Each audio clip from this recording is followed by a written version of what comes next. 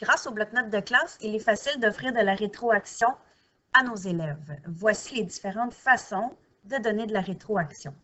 Donc, tout d'abord, lorsqu'on est dans le bloc-notes de classe, imaginons qu'on fait face à un travail d'un élève, il est possible, lorsqu'on est dans Teams, d'appuyer sur la petite planète en haut à droite pour l'ouvrir dans le navigateur.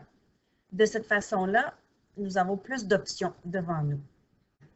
Une fois le bloc-notes ouvert dans le navigateur à la bonne page, dans l'onglet Insertion, juste ici en haut, vous avez l'option d'ajouter un autocollant. On sait tous que les élèves adorent avoir des autocollants sur leurs travaux. Donc, il est possible d'aller chercher une panoplie d'autocollants directement dans le bloc-notes. Voici un exemple d'autocollant qu'il est possible d'ajouter. Nous pouvons le réduire ou l'agrandir selon nos besoins.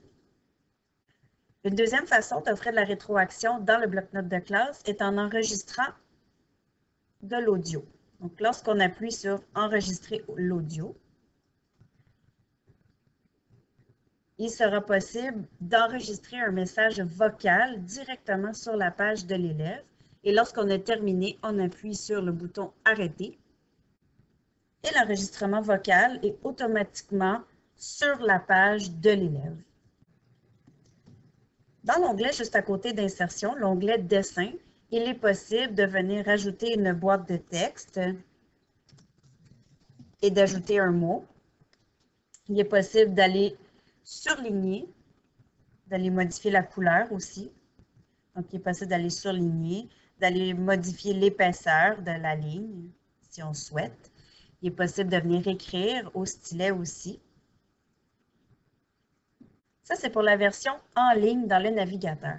Si vous ouvrez ce même bloc-notes ici dans l'application de bureau qui est juste à droite, il y a d'autres options de rétroaction.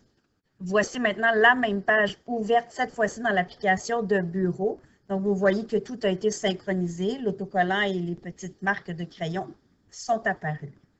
Si on retourne à l'onglet Insertion en haut, il y a cette fois-ci l'option d'enregistrer une vidéo. Donc, lorsqu'on appuie sur cet onglet, c'est la même chose que l'enregistrement audio. Par contre, cette fois-ci, l'enfant, lorsqu'il l'ouvrira, pourra voir le visage de la personne qui lui donne la rétroaction.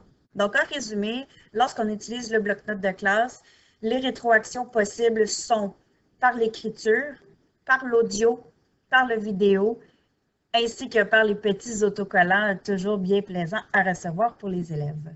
Voilà.